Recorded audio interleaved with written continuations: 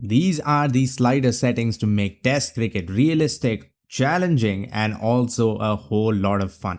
The recent test match I played, which was absolutely awesome from day 1 to 5 and ended in a draw as well, back and forth. It was played with these sliders. Let's start things off with the AI difficulty. Base difficulty is at legend, then striker timing at 40, because sometimes the ball just flies off the face of the bat and doesn't look all that good when the AI is batting. That's why it is at 40. You can even keep it at 30 if you still notice balls flying away too fast. Then we have wicket chance for pace at 40, because fast bowlers don't get a lot of wickets. There are only few unsatisfying ways to get wickets as a fast bowler, so I've kept it at 40, which is not the case for spin. I only kept it at 30 because there are some weird dismissals that are just not satisfying in the least, like batsman will cut the ball properly but still keeper will take it. Keeping this at 30 allows that to happen less, but still you cannot eliminate it. It might happen from time to time, but you just have to get used to it. That is cricket 26. Bowl quality we have at 80. Of course, in a test match you would expect bowlers to bowl a lot better, same line, same length over and over again.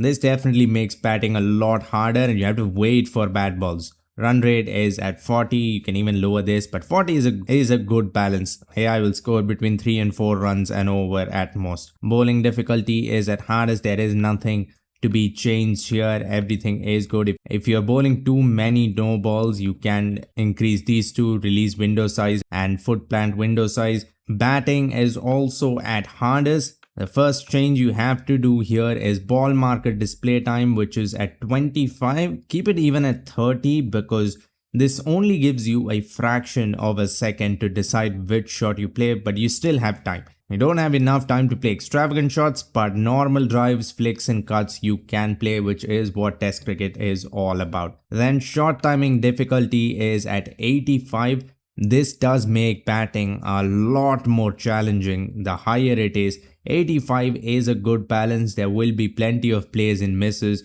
but it's not so bad that if you even make a slight mistake, you just miss the ball completely. Advanced shot timing difficulty is at 70. I don't play advanced shots anymore in this game, but if you do, I think you can even keep it at 60 or even 50.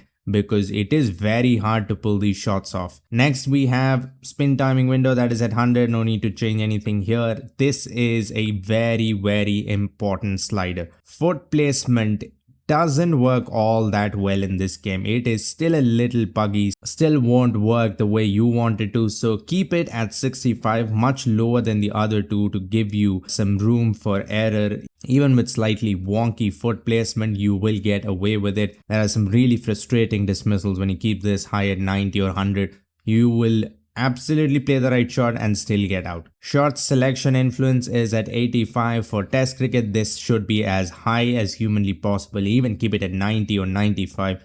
If you play the wrong shot, you will get out. You will miss the ball, you'll edge the ball, or you'll just get clean bowled. Ball quality influence 90, so good balls are harder to put away and easier balls like full tosses, half volleys are not that easy, but you can still put them away. Ideal input power boost is only at 10. I've kept it so low because I don't want test cricket to be filled with aggressive, lofted shots. Keeping this at 10 ensures you play some shots, but shots that are not that risky. Poor input power penalty is also at 90.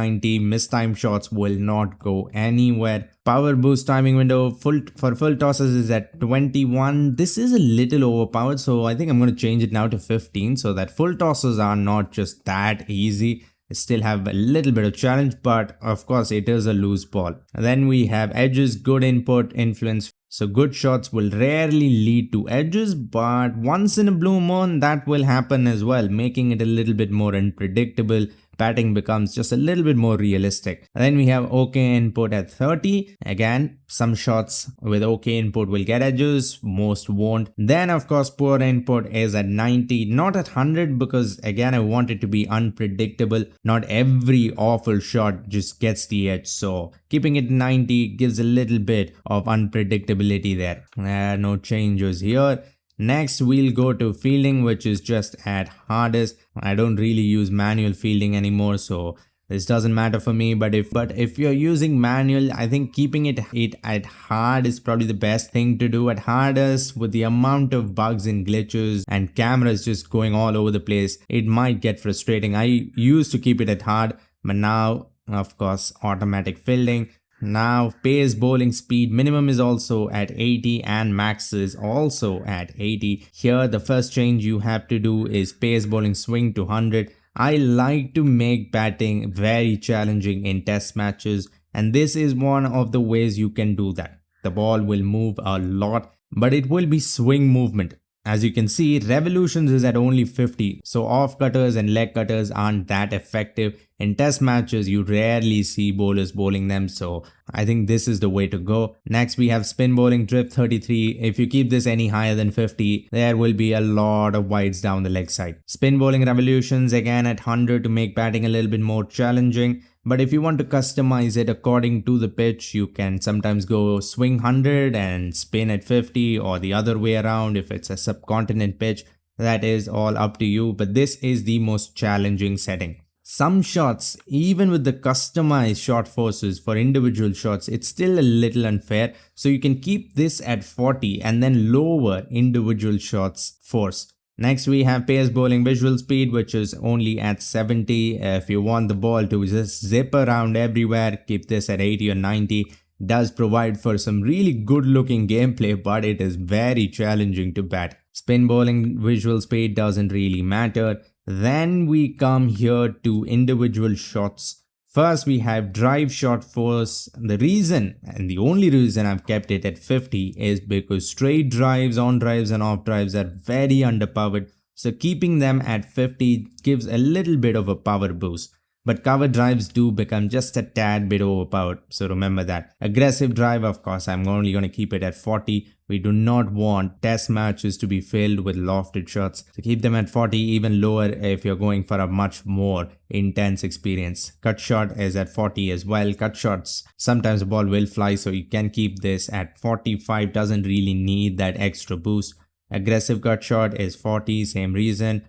Glance 45. Shots along the ground, just a little bit more power, and aerial shots at 40. Same goes for hook shots and pull shots. Then we have 50 unorthodox shot first, because pulling these unorthodox shots is pretty hard. If you do manage to pull it off, I think you should be rewarded. That's the reason it is at 50, both for aggressive and the regular unorthodox shots. Umpiring, there is no difference here. Now we come to player skill. I've kept AI controlled player batting skills at 60. The only reason I kept it here is because I like scores around 300 or 400. It's not too high, but it's not low scores 150 where the match just ends on day 3. That is fun sometimes, but it's also fun to play 5 days. Keeping this at 60 gives that a better chance. Next we have AI control player bowling skills, which is only at 30.